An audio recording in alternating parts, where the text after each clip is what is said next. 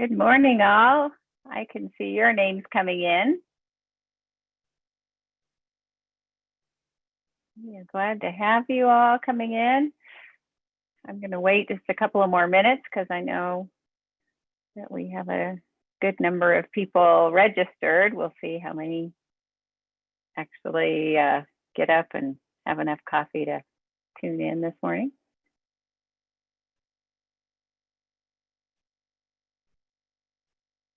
This is a webinar format, so that means that the only way to talk with us is through the chat, but we'll wait for a Q&A.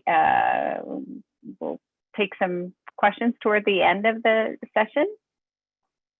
And again, we can't see your faces, but we can see your names as you come on. So glad to be here. You see my mother-in-law, Sophie's grandma. Hi, Jerry. Good to have you.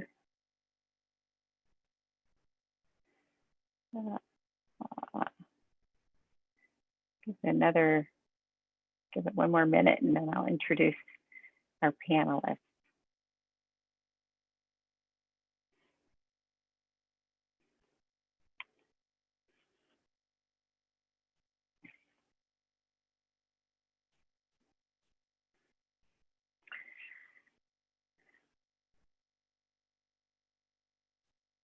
Okay.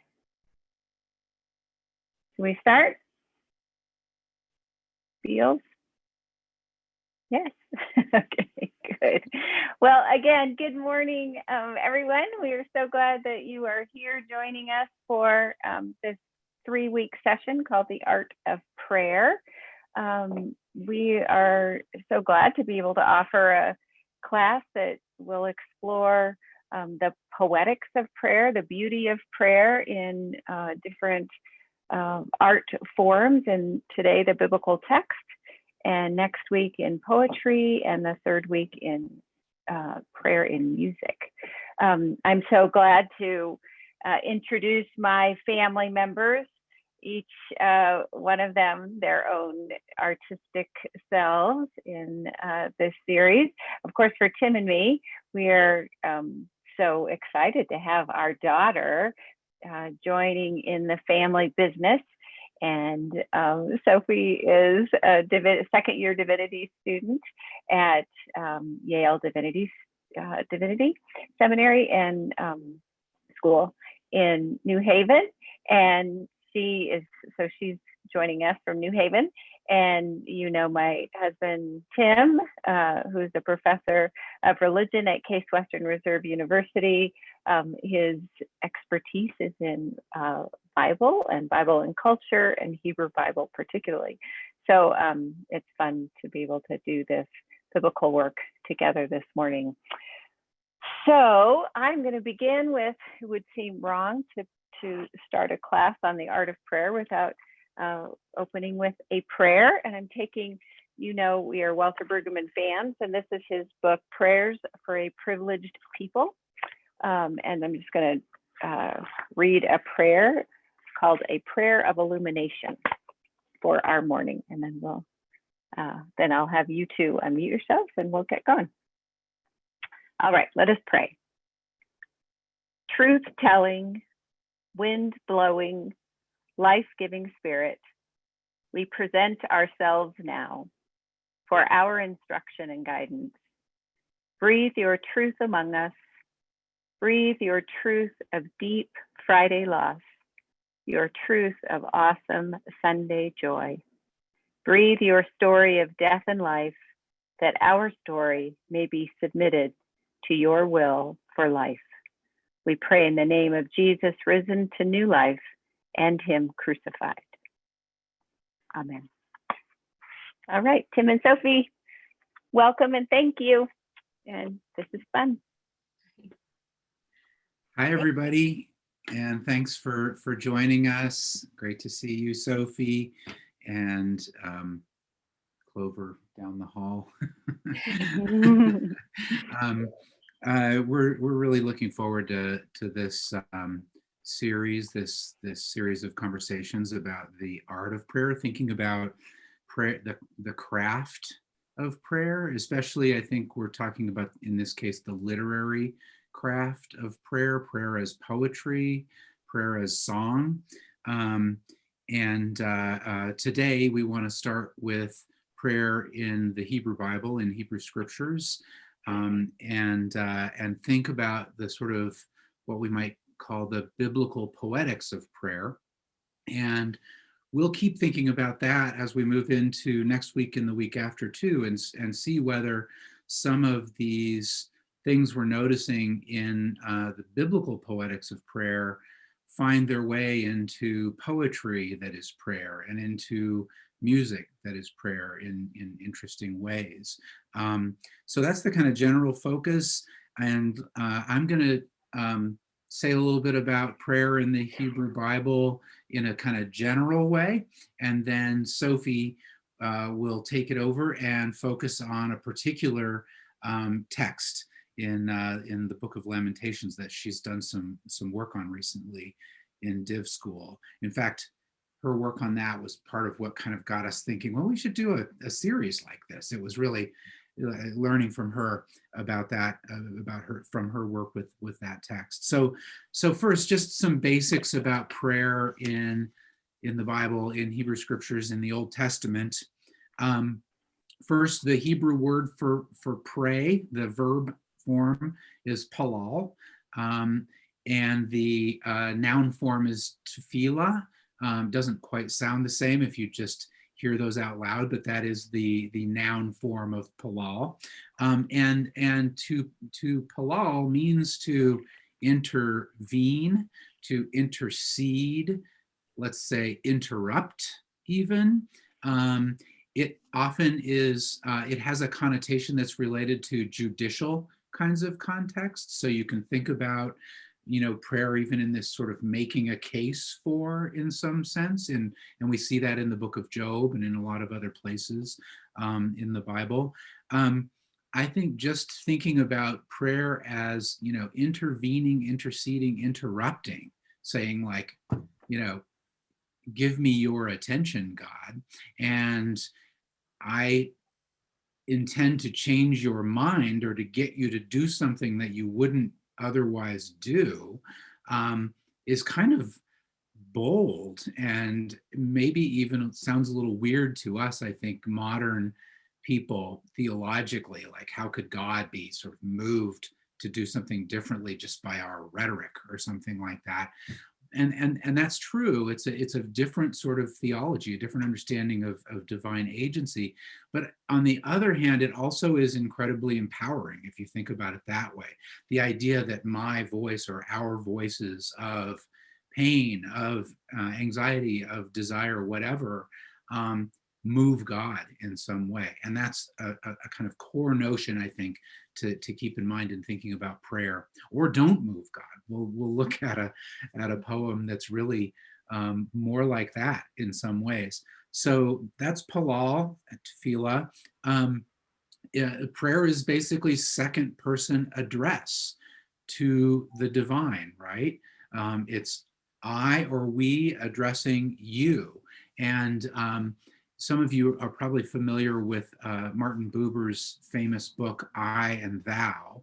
And he talks there about, the power and the remarkableness of an I-thou relationship, an I-you relationship versus an I-it relationship, or an I-her relationship, or an I-him or them relationship.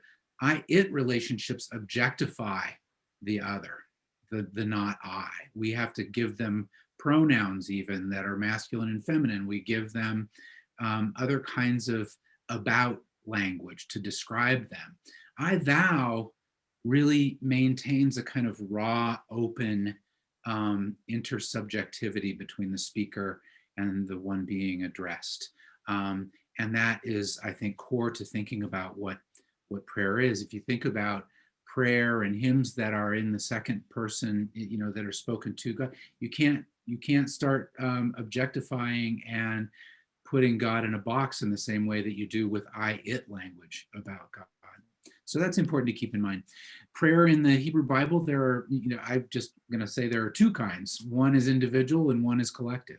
Prayers that are an I speaking, addressing God, and prayers that are a we speaking, addressing God. There are also lots of other kinds. You can go on Google, and there are like a million evangelical websites that give you the 5 types of prayer, or the 6 types of prayer, or the 4 types of prayer, or whatever. We're not going to go into those. There are individual prayers and there are collective prayers.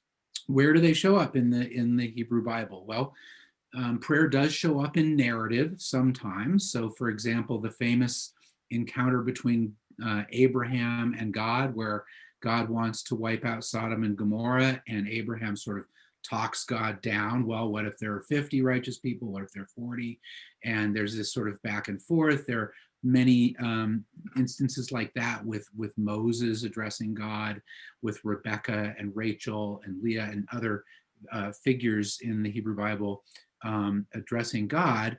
Those kind of sort of refer to the conversation. But oftentimes in the Hebrew Bible, prayer is poetry. They are these poems that kind of break into the middle of the narrative, or in some cases the entire book is a collection of poems that are prayers. But we can see in narrative sometimes, like with First Samuel, when Hannah prays after getting pregnant with Samuel, who will become, a judge in Israel, and she breaks into prayer there at the beginning of First Samuel. Or in Jonah, the book of Jonah, when Jonah gets thrown out of the boat and ends up in the big fish, all of a sudden he breaks into this prayer, this song of thanksgiving that looks very much like something out of the book of Psalms. So you have those examples. And then, of course, we have the book of Psalms, 150 mostly prayers, I guess not in every case, but mostly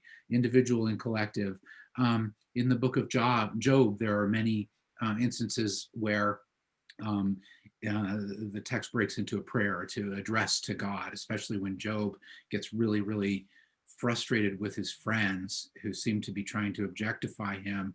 Job begins to turn more to addressing God and kind of giving up on the friends. The book, and in the prophets too, right? Jeremiah, Isaiah, all of the prophets, there are moments of prayer, many moments of prayer in those particular texts. And then, of course, the book of Lamentations, which is what we're going to come back to in a little bit. So that's kind of where, really everywhere in the Hebrew Bible, these prayers that are poems, that are crafted literary works like that. What kind of context do we have for prayer in the Hebrew Bible? What the fancy German phrase is Sitz im Leben, which just means situation in life. It's not that fancy. But what is the kind of life context, cultural context for these prayers? Well, first of all, it's part of ritual. It's part of ritual, and therefore it is shared collective kind of prayer. When we're talking about these poems, you don't want to, even an individual prayer would have been in that ancient context part of a shared ritual sort of practice. They wouldn't have been recited the way we recite poetry. They would have been sung. They would have been canted in a sort of melodic, rhythmic way that some of you, if you've participated in Jewish or Muslim services, will be very familiar with. And even in much of Christian tradition, for example, the Psalms are prayed in a canted, sung sort of way. So we don't want to imagine these prayers, someone kneeling at their bedside by themselves at night, and suddenly breaking into the Song of Hannah, or breaking into a lament psalm or something like that. These fit within that context of shared liturgical ritual practice. And finally, just a little bit about poetry, and I know Sophie's going to talk more about poetry too, in a more concrete, particular way, but just some things to remember about Hebrew biblical poetry, very different from Hebrew biblical narrative. Hebrew biblical narrative almost never gives you a window into the inner life or experiences of a person. almost not even any descriptions of people either. You know, Ruth is beautiful, David is ruddy and handsome. That's about all you get, is a few things like that. But then you break into the poetry and all of a sudden lavish description and really almost uncomfortably self-revealing language about personal inner experience. Very, I would say, very raw. And we'll see that in a minute. Very different from narrative. So it's something to be thinking about. Why is prayer and poetry? Well, that's what poetry is that kind of raw, self-revealing, very vulnerable kind of language. Another thing to keep in mind is that the metaphorical language that Hebrew biblical poetry draws on is often very much rooted in experience in bodily experience, in the senses, in embodiment. And I was just thinking about this while looking. You might hear this text a little bit later, but instead of saying, for example, you know, I'm really unhappy or I'm upset, which is actually a dead metaphor because upset would mean you're sort of turned over, but we don't think of it that way. Instead of saying something like that, the book of Lamentations might say, my eyes are empty of tears, my stomach boils, my liver is poured out on the ground, right? Pretty raw, pretty visceral, literally visceral language. And so that's something to keep in mind too. And something that we're less familiar with that is very common in biblical poetry is what we call parallelism, where you'll often have 2 or 3 lines that are closely related, oftentimes even synonymous, like what I just read, where you kind of say it 3 different ways. In a very parallel way. And it often feels, I think, to us a little repetitive, but if we think of it rather as intensifying from one line to the next, that might be helpful for us. So that's it about sort of poetry in the Bible. And I just am thinking the question that I hope that we can keep asking and keep talking about is, you know, why poetry? This is, I think, why does prayer have to so often seem to be expressed in poetry? You know, Karl Barth famously said that prayer is simply asking. Well, if it's simply asking, why make it so fancy? Why does it have to be so crafted? Why is it such an art? And I know I was talking with Clover about this earlier, and she was saying, you know, so many parishioners really struggle and feel intimidated by prayer. They don't know how to pray. They feel like they can't pray. And so I'm sure thinking, oh, all these prayers are poetry and are beautifully crafted probably doesn't sound helpful to you. You're already intimidated by prayer. You think you now have to write a poem in order to pray, or write a song. But I don't think that's the right way to think about it. I think maybe we can turn that problem just a little bit and think it's not that we have to be poets, but rather it's that we inherit this incredible sort of repertoire, this playlist or songbook of poems that we can draw from. We can even just recite word for word or in different translations, or we can play with them and we can adapt and adopt them creatively ourselves. And I guess I think that resonates with my own experience in some ways in my own faith life. As some of you know, I grew up in a more conservative evangelical sort of church context. And I think at least I felt, and I think a lot of people in that context feel, this pressure to sort of articulate things for yourself and to own personally your theology and your words about God and your words to God. And I think sometimes that was a little paralyzing, and sometimes I didn't really know what I was thinking in those ways.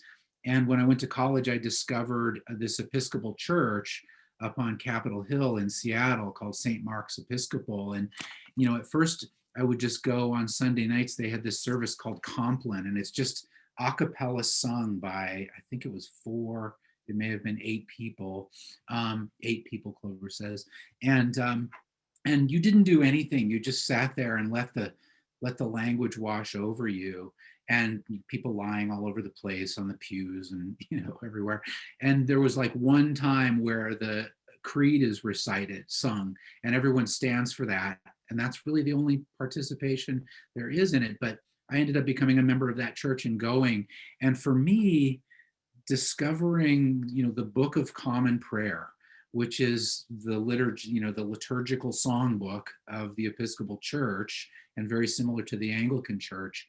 And it's poetry. It's even broken out in lines like poetry. The prayers are, and most of them are biblical, in fact, or at least related to biblical texts. And I felt like I could be sort of carried by this language rather than needing to kind of own it and articulate it for myself, that I could sort of go with it. And so I think that's maybe how we can think about this, that this gives us a pool of imagination and a pool of language that we can sort of draw from and engage and go with in some ways, and not feel so much personal pressure when it comes to prayer. So I am done at this point, but we are in the middle of Lent, speaking of liturgy and shared ritual. So it seems especially appropriate that we look at prayer that is prayer of lament, prayer of complaint, and language about suffering, and theological language about suffering. And as I said earlier, Sophie has been doing some work on the Book of Lamentations last semester at Div School, and we got to hear about some of that, and that's what kind of led to this idea for this series. So I'm very happy to mute myself and hand it over to Sophie. So Sophie, thanks for being with us. Well, thanks for having me, Mom and Dad, Reverend Clover. So it's wonderful to be here with my home church. I'm really excited to have this chance to talk with my parents, and then chat with you all a little bit in the chat or during a Q&A. I am luckier, I think, than most divinity school students in that I have parents who are interested to hear me talk about Lamentations or all of my classwork when we get to catch up these days, and even luckier to have folks at church who are willing to engage with the text too. So like Dad was saying, I've done a little bit of coursework on Lamentations recently, having just taken Hebrew. Thank you, Presbyterian Church. Gives a lot of insight into this text. So we'll just kind of, I've selected a chunk of chapter 2, which I'll share my screen and we can kind of pull that up and walk through it. And I think that it kind of exemplifies in a unique way a lot of the things that Dad was just talking about when it comes to how prayer is expressed in the Bible, but in Lamentations in particular, it's unique. And a lot of us haven't really engaged with it that much in church when it really comes down to it. So this is a good chance to do that. I'll share my screen quickly and just pull up this text and give a little bit of background quickly as well. So hopefully you all can see my screen. Let me know, thumbs up if cool. Okay, so as background, the Book of Lamentations it's an artistic, prayerful response to a historical tragedy, and that tragedy being the Babylonian siege on Jerusalem in about 586 BCE. That's basically the Babylonians came in, totally destroyed Israel. They were not ready, saw themselves as the chosen people of God. Not that anyone is ever really ready for that. But the subsequent deportation and just complete leveling of the city, the temple, just destruction. And so that's what we get with this book. Historically, it's kind of, or at least tradition-wise, we've always talked about these poems as being written by the prophet Jeremiah. That's why it comes after Jeremiah in our canon. But there's not really any evidence to suggest that that's actually who the author was. We actually really don't know who wrote these poems. It's still sort of a mystery. But the really interesting thing is that pretty much everyone is unanimously in agreement that this must have been written pretty close to when the destruction of Jerusalem happened, because you can really feel the emotion so much coming through the words of the text, and the emotion of the prayer and the way that it's expressed. So that's just a little bit of background. I think Dad did a really good job of starting to sort of think about how prayer is expressed in the Bible, and like the ways that the text addresses God. This sort of question of the I-thou relationship is really interesting when we get into Lamentations. So as I was starting to say, the poem is, I say poem, but it's really 5 different poems. The entire book, it's 5 chapters long.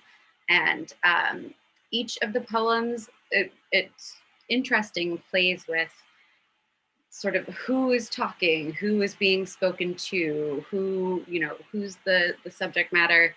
And there's a lot of different emotions. It's not really consistent. And that's what makes it so challenging to study a lot, because, one moment they're angry, the other moment, and it's unclear who they're angry at, whether it's God or the city's people, the enemy. So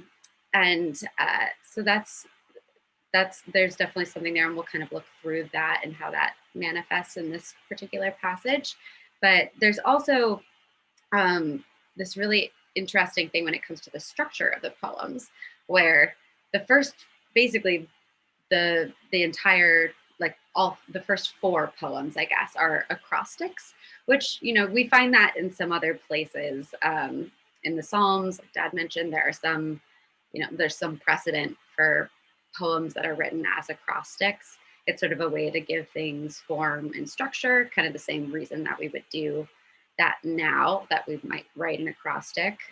So of course it's not acrostic in the English sense, but these would be, if you were looking at the original Hebrew text and the Hebrew alphabet, you would see that the first line of I think it's all 5 have the same amount of verses.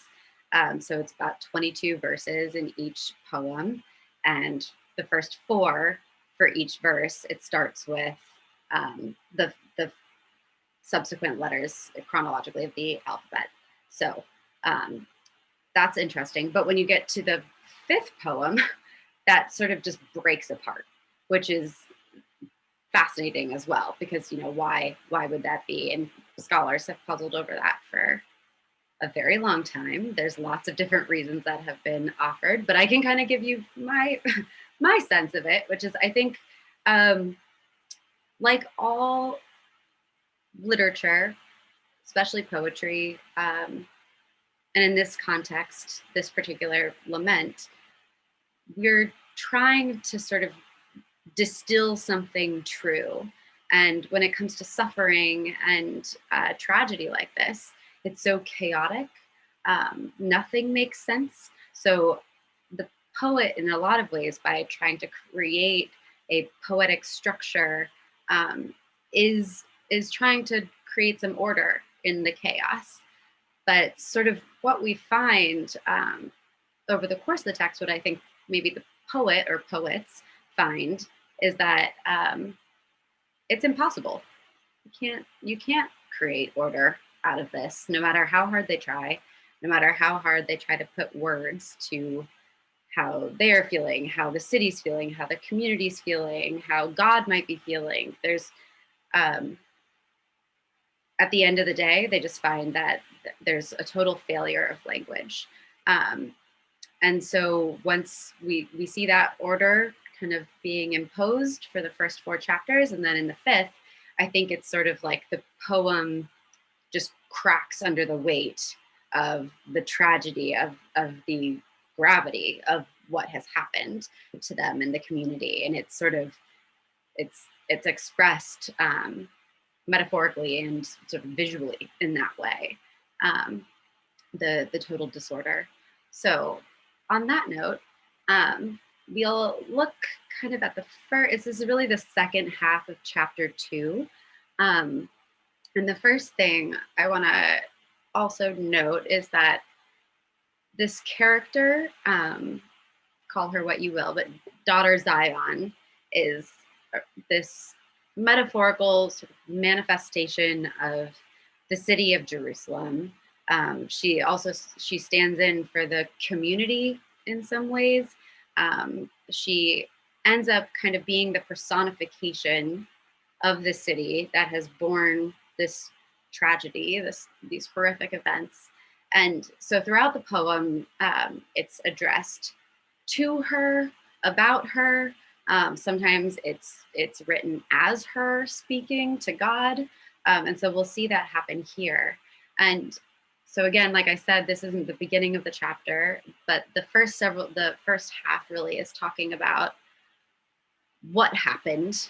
It's really descriptive. There's a lot of, you're welcome to go and read this if you'd like, but it's descriptive of the burning, the destruction. There's a lot of really kind of intense language around like the totality of destruction that has happened to daughter Jerusalem and what she's undergone. And unfortunately, the reality is that it's, God is all powerful. God has been the protector of Israel. And, where was God? Why didn't God show up and save God's chosen people? If that was the case, as they've always believed, as God told them was the case. So as we get to verse 13 here, you start seeing, so when we talk about poetry, right, the main, probably most important tool in a poet's tool chest is the metaphor. So the poet is trying to describe reality, which is often very difficult to do. And so you need to have images, things to compare experiences to. And so you see that throughout this poem, but all of a sudden in verse 13, we're kind of jumping right in here, but the poet starts lamenting the failure of language. Like they have been trying, we're only on poem 2 here, so there's still another 3 to go after this, but the poet is already starting to get the sense that there's no language sufficient to really capture all that they've experienced. So all that they have experienced, and then specifically here, daughter Zion, they're channeling everything kind of into this embodiment of the city and the community. So we get, what can I say to you? To what compare you, O daughter Zion? To what can I liken you that I may comfort you, O virgin daughter Zion? For vast as the sea is your ruin, who can heal you? So, like I just said, really what's being expressed here is that there isn't anything sufficient. There aren't metaphors, there aren't images that are enough to really encapsulate what's happened. And it's really interesting because it's almost exasperated, right? Like there's this tone and it's speaking to daughter Zion. Almost there's sort of a caring, endearing element, and that attitude changes throughout the poem. But here, I think you get this sort of endearment, like my poor little daughter Zion, because the term that even just using daughter throughout is sort of a term of endearment. There's a level of like intimacy and care there as well. So when you get to for vast as the sea is your ruin, that's really a way of expressing just the almost infinite nature, like the incomprehensibility of her suffering and her destruction, of totality. The sea in Hebrew biblical poetry elsewhere, including in Genesis, you might remember, like is often associated with just sort of the unknown, also chaos, also just sort of bottomlessness.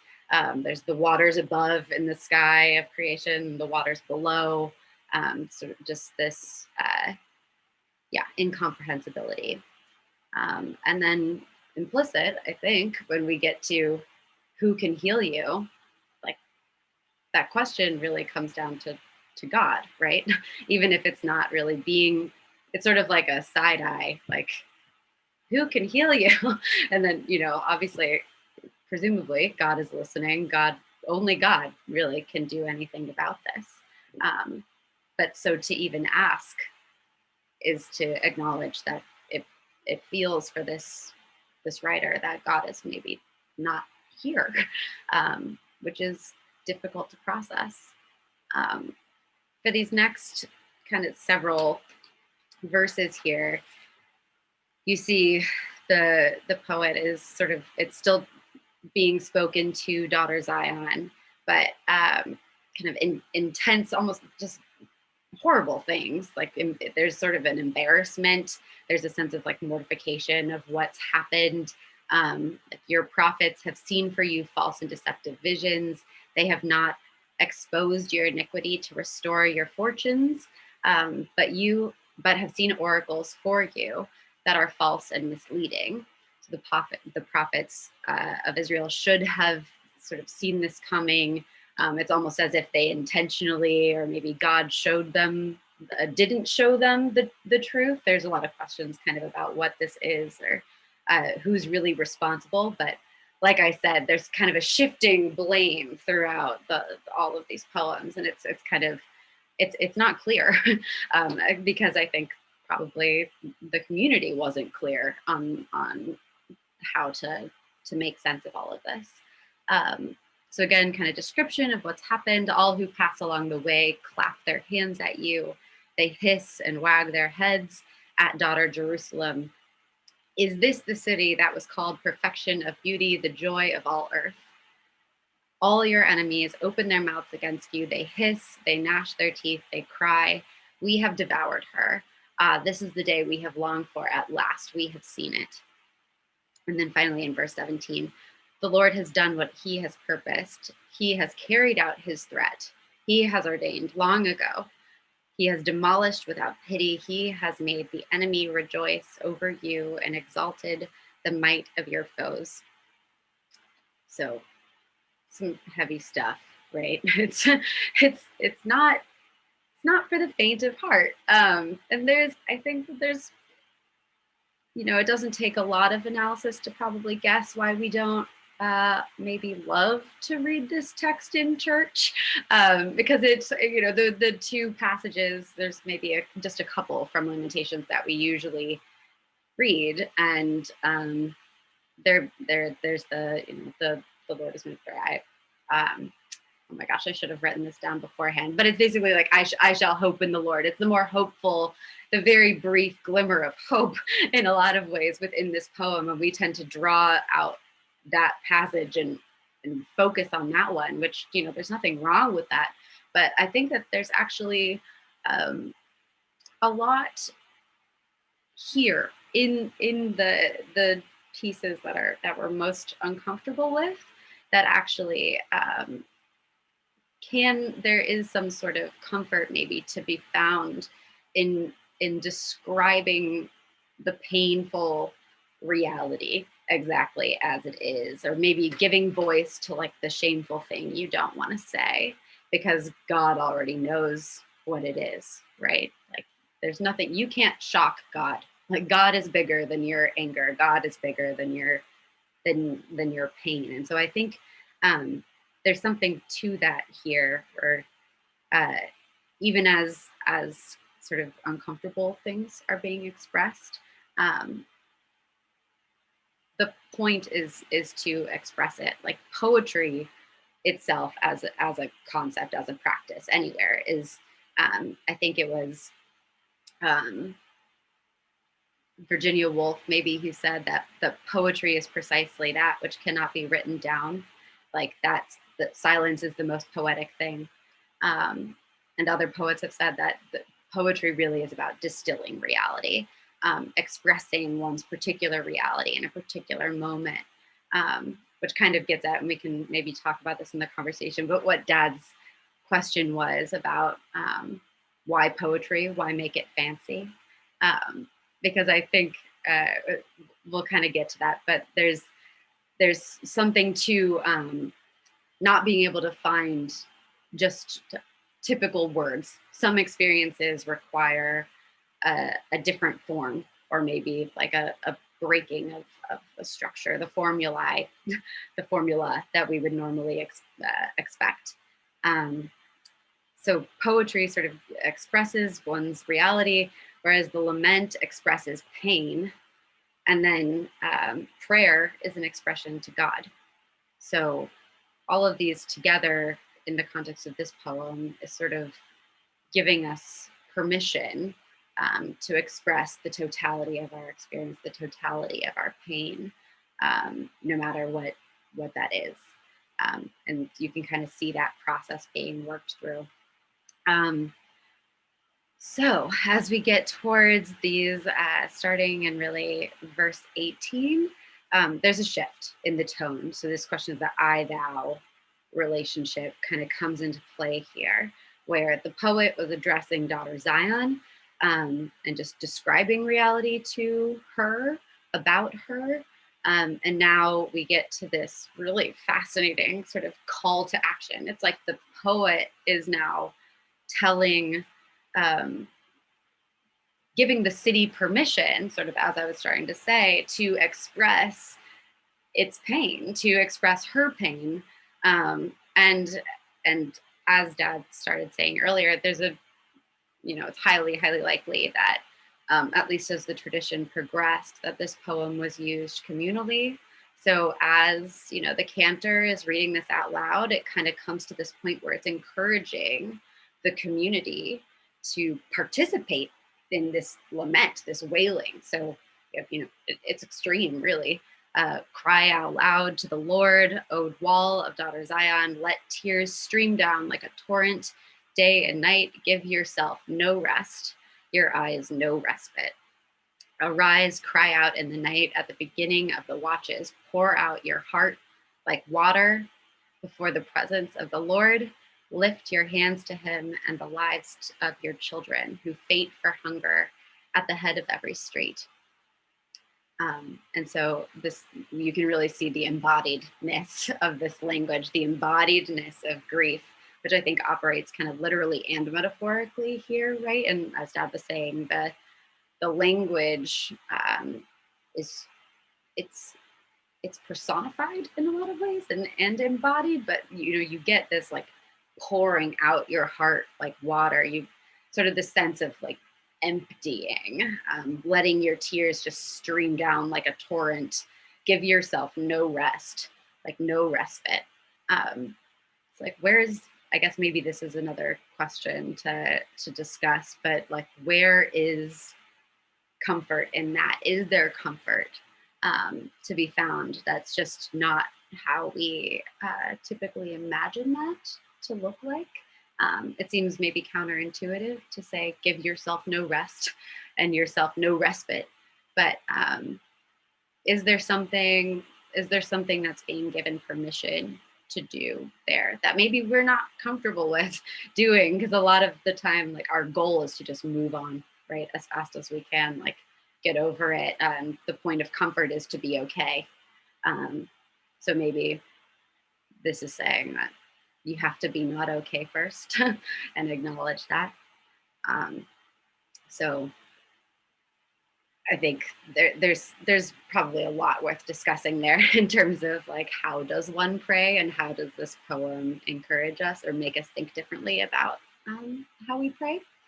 And then finally, in these last three verses, it shifts again, and suddenly it's daughter Zion speaking. So it's like the community is almost, I imagine this, if we think about this being sung or read out loud, canted as a community, like there's something really powerful and many voices are together sort of taking on this role of daughter Zion and then saying these words, which, as Professor Beal said earlier, is very bold, maybe is the right word for this. But so we'll just finish with these last three.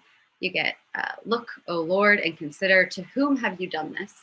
Should women eat their offspring and children they have born? Should priest and prophet be killed in the sanctuary of the Lord? The young and the old are lying on the ground in the streets. My young women and young men have fallen by the sword. In the day of your anger, you have killed them, slaughtering without mercy.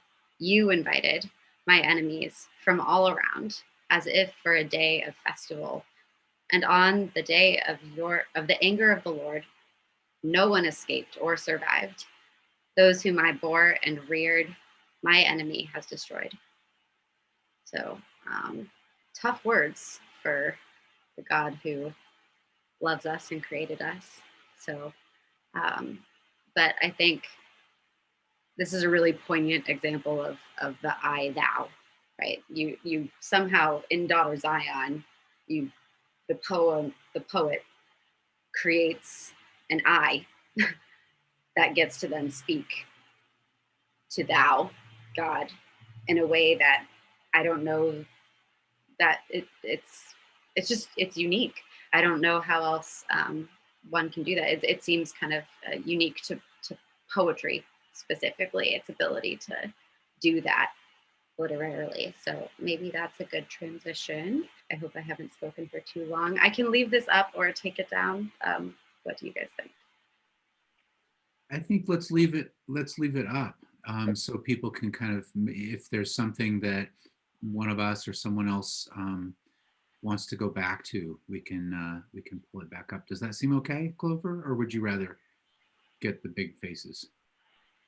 Well, we could.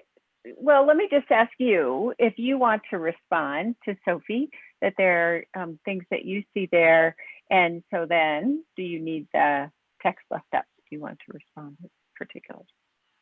I can also like pull it back up again. People. That's true. Why don't we just do that? Go ahead and close it, and we can talk amongst ourselves. Sophie, thank you. That was so rich. I have lots of notes.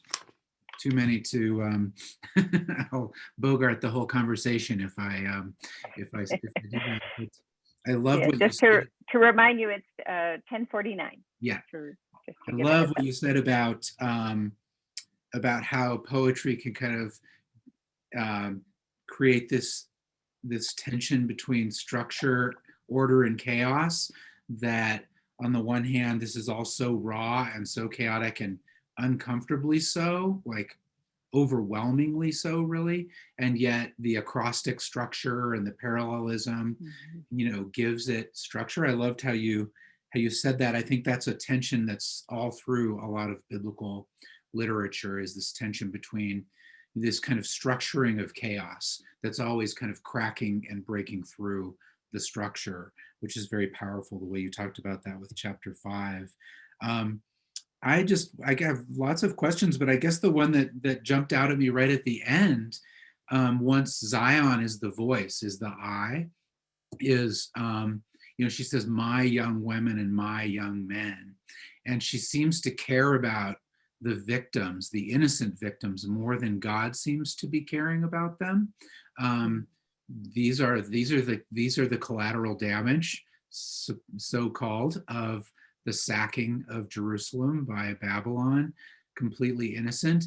And I almost felt like, and I wonder what you think, like Zion here as mother of these children is a better God than God, is sort of rhetorically suggesting she cares more than God, is almost like a rival God, rivaling or contrasting the lack of divine care. I don't know what you think about that, but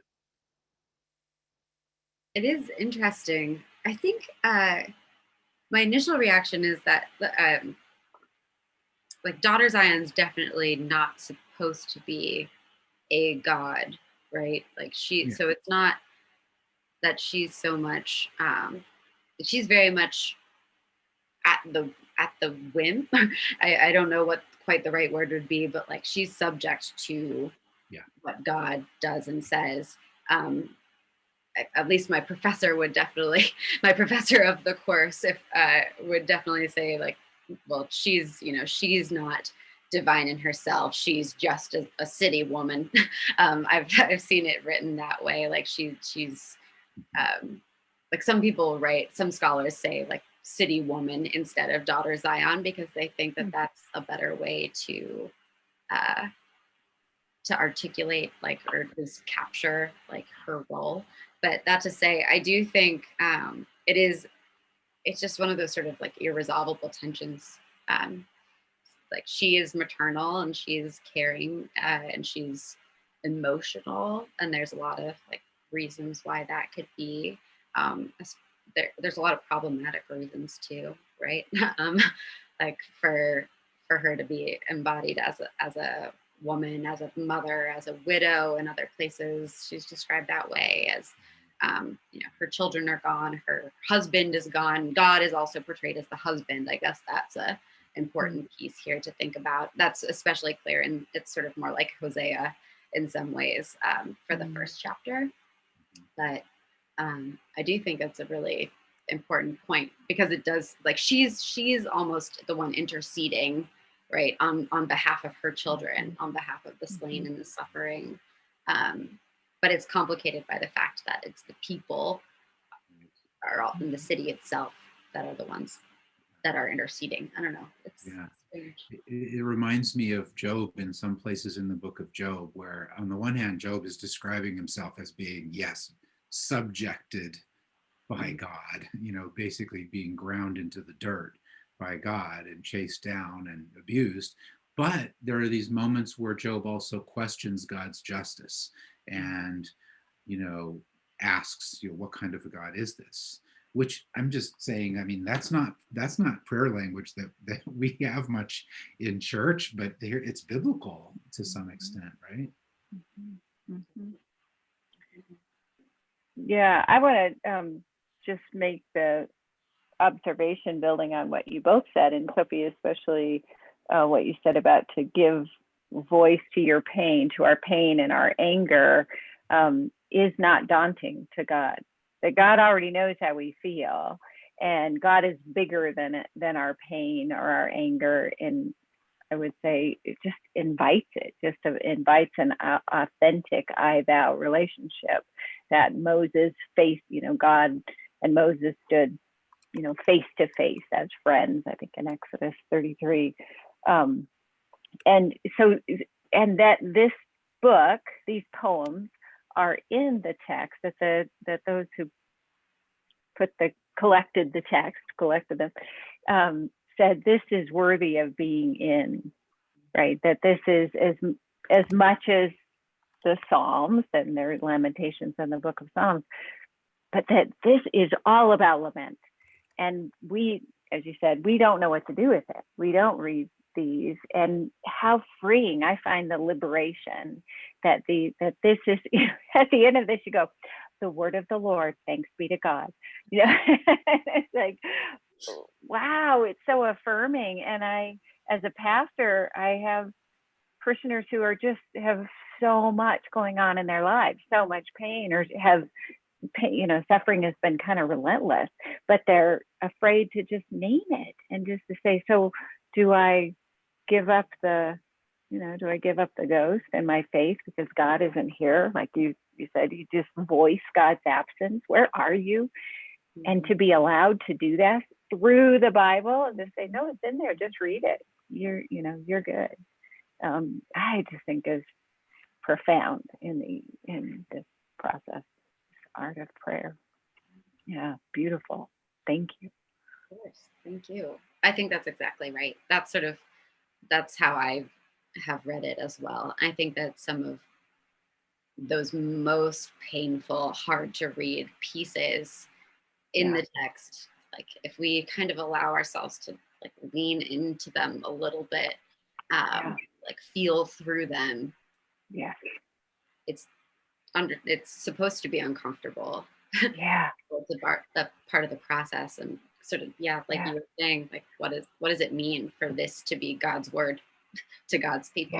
Yeah. That's it. And the inspiration of it, when I read some of these texts aloud, like how they were meant to be, right? As Dan said, sung, but recited as the community. You read these out loud, and they're so evocative that you cannot not feel emotional, because it's giving you language that you're like, I don't know what to say.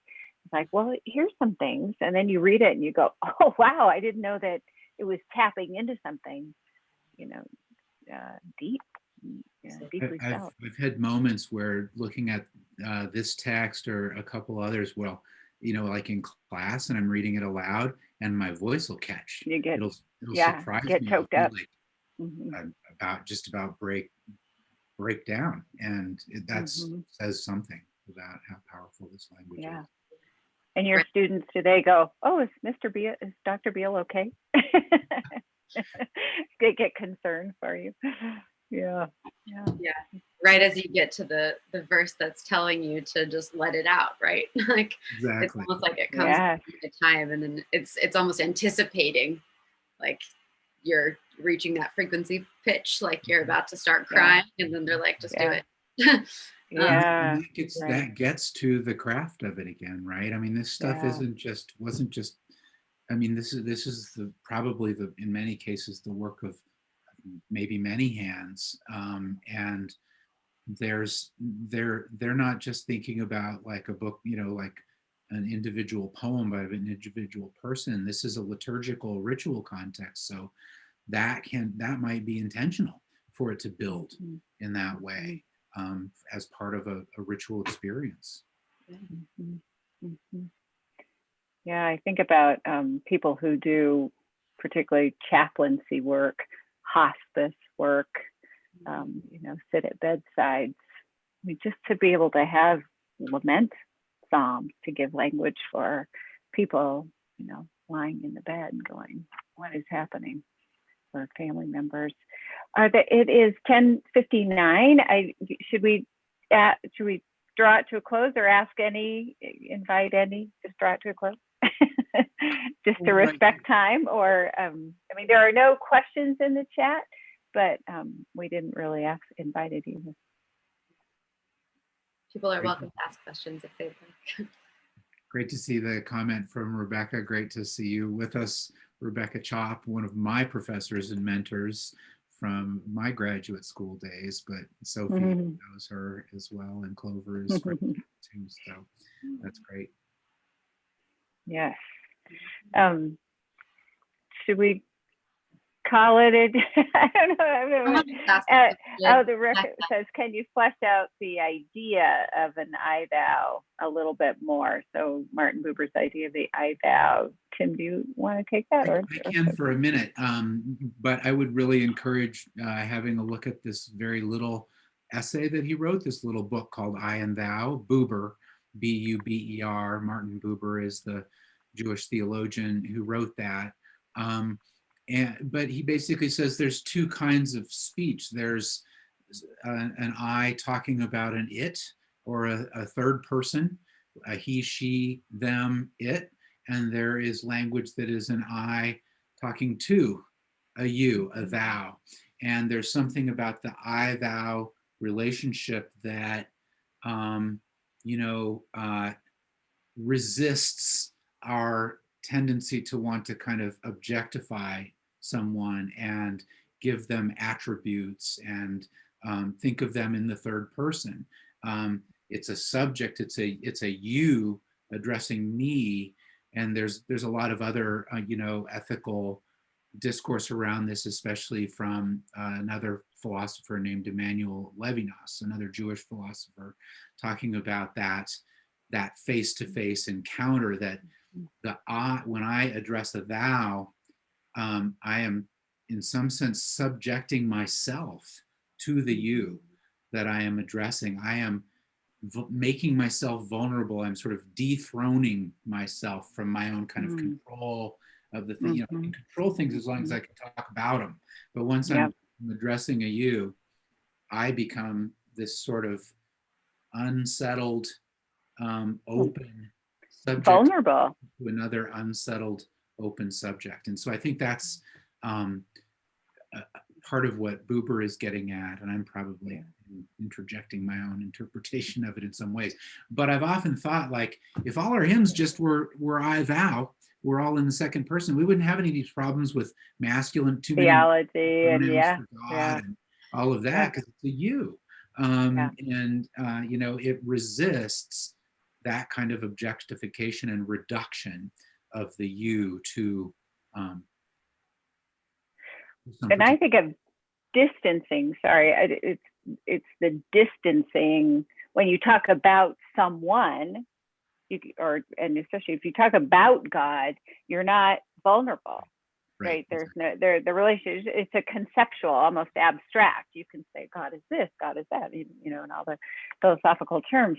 But when you turn and have to face God, I think about this in therapy, couples therapy, when they say, when you're talking about, well, he feels this, or he does this, or she does that, and the therapist says, talk to him, say you, and then you're like, oh, not that we've ever had to do this thing, but then all of a sudden it becomes vulnerable because you're not talking objectively about this person. You're, you know, this God. You're saying you know, have left me, or you have not done the dishes. You know, whatever.